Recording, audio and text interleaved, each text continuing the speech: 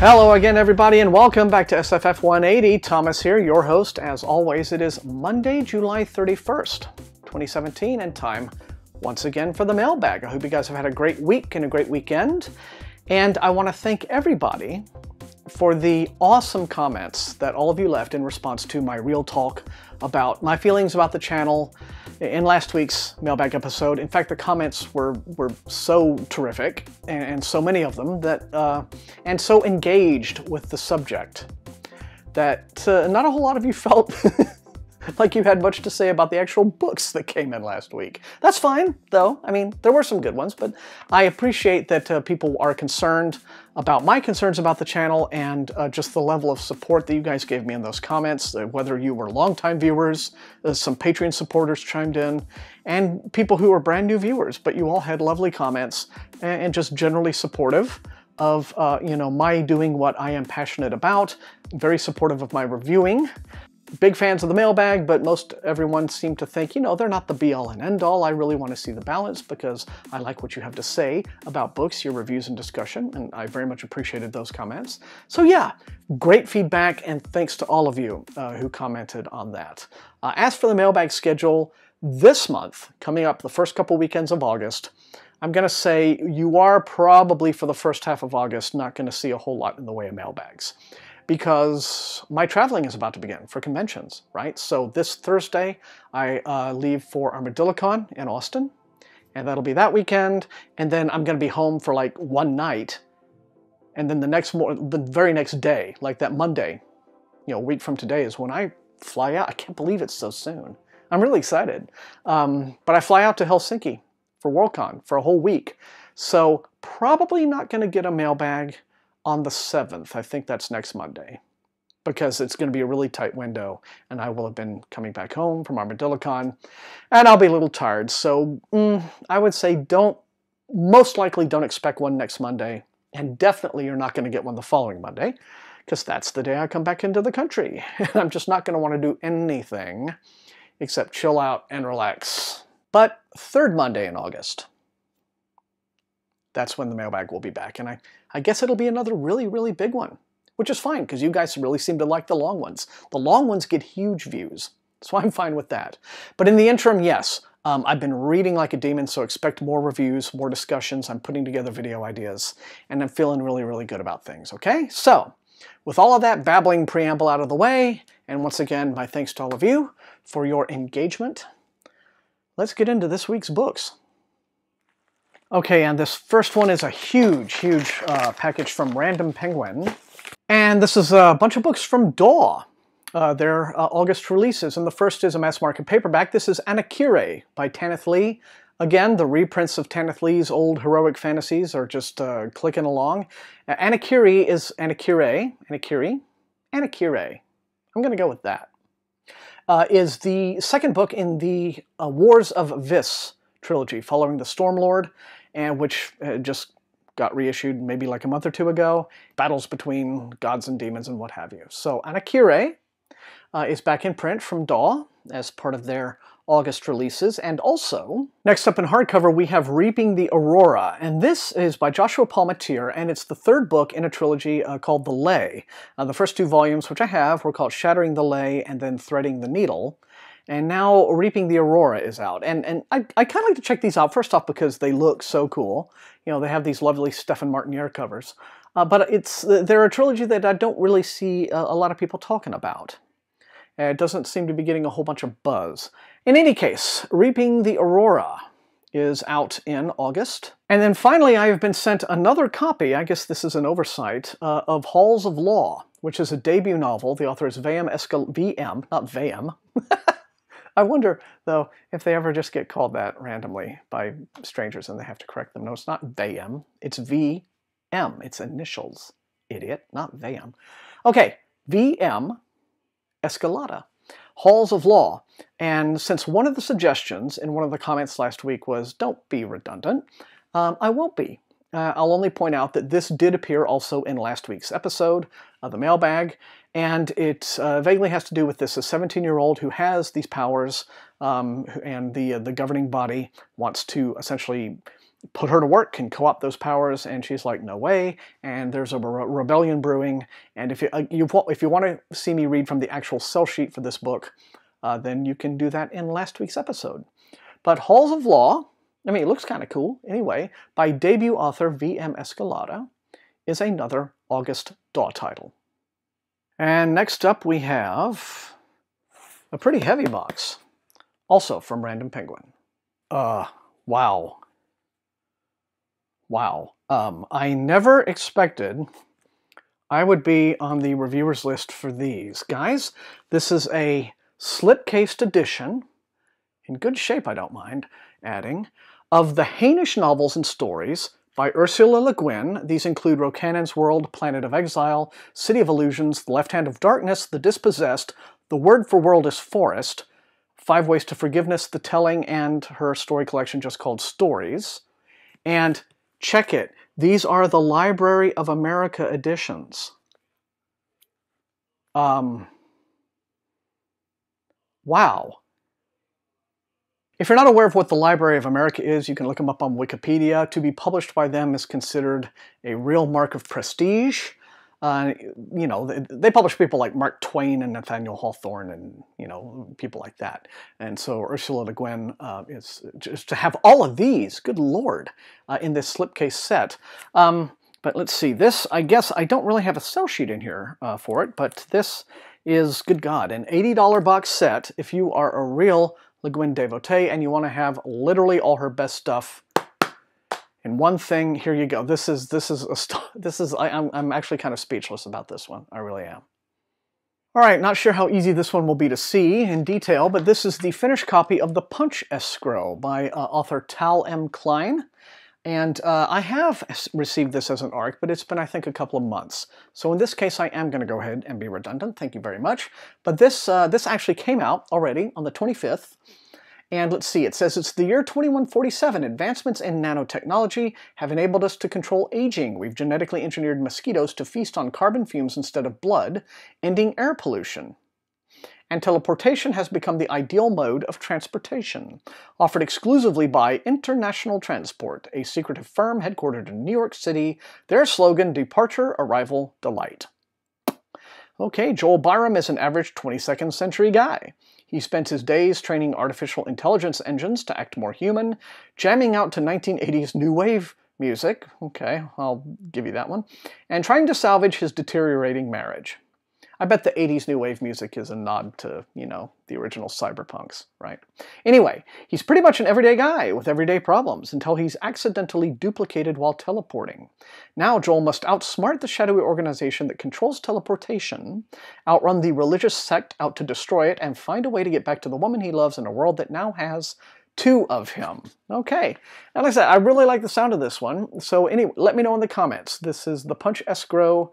Came out on the 25th by Tal Klein. And they go on to mention that that has been optioned by Hollywood already, so good for Tal. Let's see, and this is one from HarperCollins.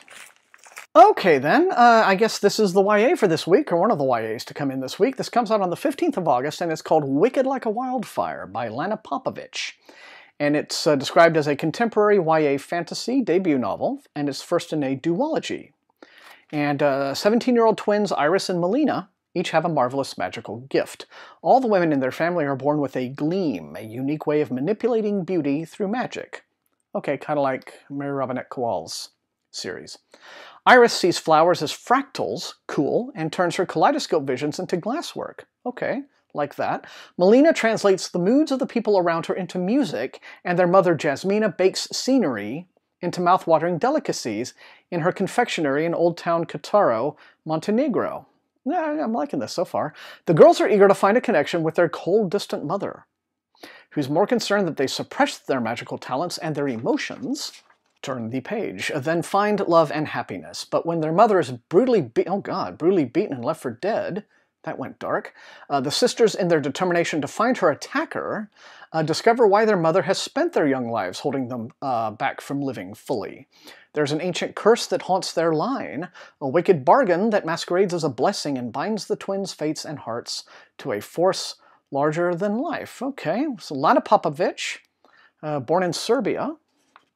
Wicked Like a Wildfire comes out, like I said, on the 15th of August.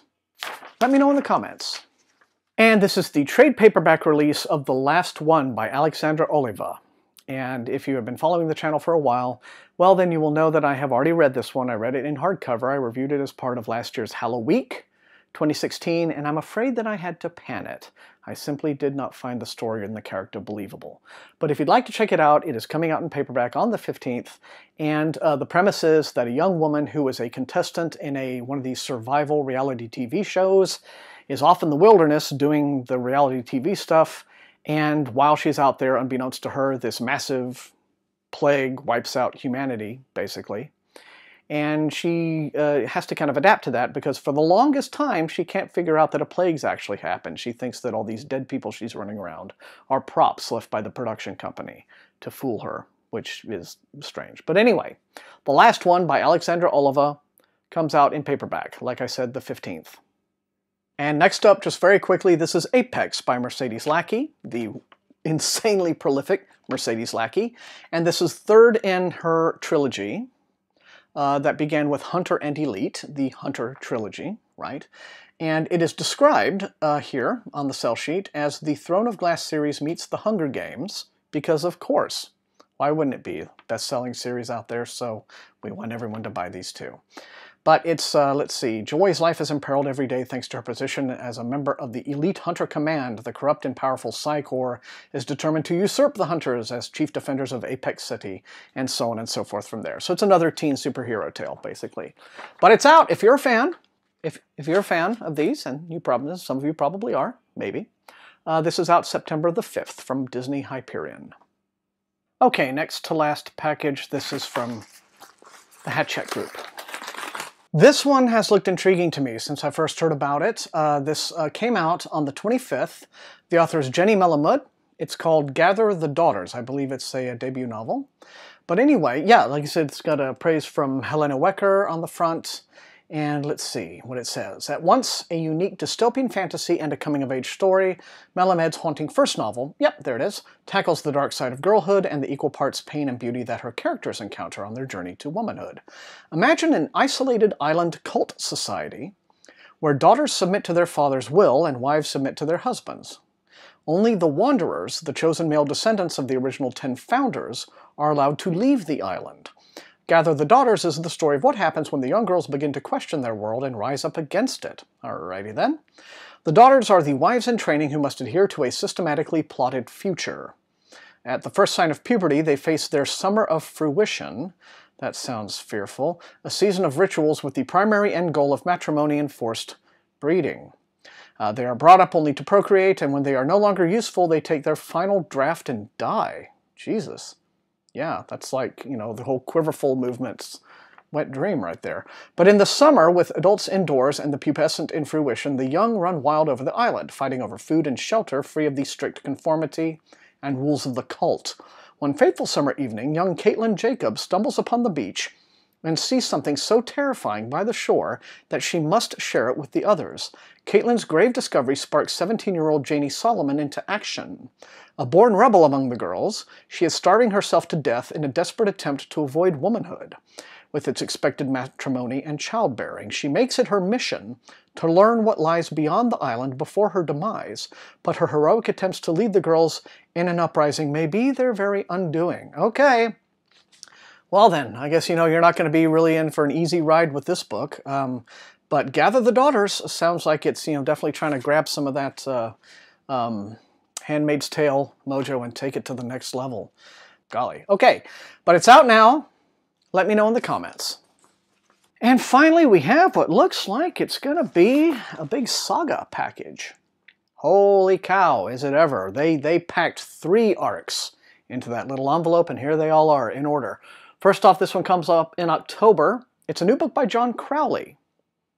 who I respect as a writer, although I haven't necessarily liked everything he's written. But he's interesting at the very least, and this is a new book by him called Ka. And it says, Dar Oakley, the first crow in all of history with a name of his own. An exquisite fable from acclaimed writer John Crowley about a man who tells the story of a crow named Dar Oakley and his impossible lives and deaths in the land of Ka, the realm of crows. Dar Oakley was born 2,000 years ago and begins his tale as a young crow.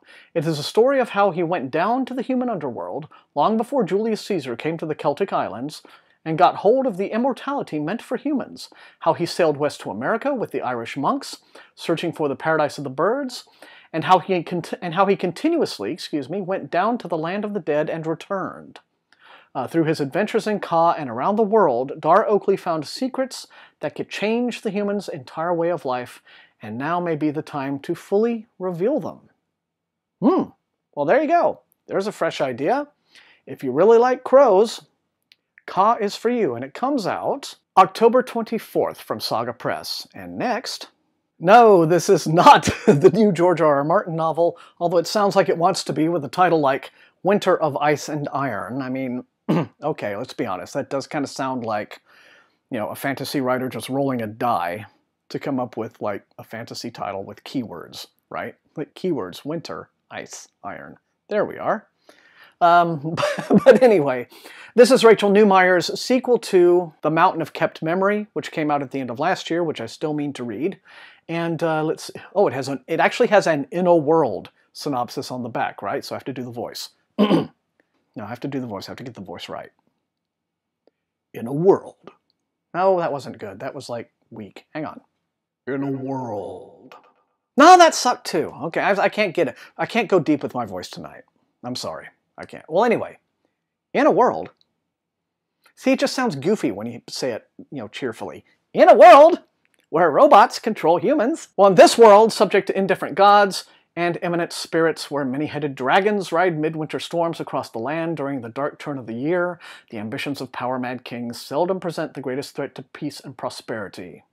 But, so yeah, I mean, big-scale epic fantasy this, and I do want to read these, very much so. As facetious as I am being, as is my way. Correct. Okay, so this one comes out from Saga on, look to the front, November the 21st. And finally, super excited for this one, and I think a lot of you are too. This was supposed to come out in December, and it looks like they've bumped it up the schedule to October, but this is the art for Barbary Station. It's a debut novel. The author is R.E. Stearns, and it goes something like this. Aether and Iridian are newly minted engineers, but in a solar system racked by economic collapse after an interplanetary war, an engineering degree isn't worth the paper it's printed on. It's the future, so it's probably paperless anyway. Desperate for employment, in a world. They hijack a colony ship planning to join a pirate crew at Barbary Station, an abandoned ship-breaking station in deep space. But when they arrive at Barbary Station, nothing is as expected. The pirates aren't living in luxury. They're hiding in a makeshift base, welded onto the station's exterior hull. The artificial intelligence controlling the station's security system has gone mad, trying to kill all station residents. And since it shoots down any ship that tries to leave, there's no way out. Aether and Iridian have one chance to earn a place on the pirate crew. Destroy the artificial intelligence. The last engineer who went up against the security system suffered explosive decapitation. Well, that will kill a guy. And the pirates are taking bets on how the newcomers will die. But Aether and Iridian plan to beat the odds. There's a glorious future in piracy if they can survive long enough. Comes out October 31st now, Barbary Station. I'm excited to read it. What do you think? Let me know in the comments. And there we have it. That is all I've got for this episode of the Mailbag. So, you know the drill. Light up the comments. Let me know which of these looks most interesting and exciting to you, which you would like to see me prioritize for review. Speaking of reviews, don't overlook the one I uploaded just this morning. Okay? And apart from that, like, share, and sub, and you can support the channel if you care to do so at its TeePublic store and also at my Patreon, where recruits into Wink's army for $2 a month get to see my mailbag videos and other sundry things early, and I really, really appreciate their support, just as I appreciate your support for being awesome and amazing viewers. And I suppose I will see you next, maybe, if I don't get another video up before then. I will be doing a Worldcon vlog, probably a couple of Worldcon vlogs, so look forward to those. I will be taking over on the weekend of the 12th and 13th, the BookNet Fest Instagram. A lot of their other speakers in previous weekends have been taking over the feed as well. And I guess otherwise, that's it. But until I see you next time, happy reading.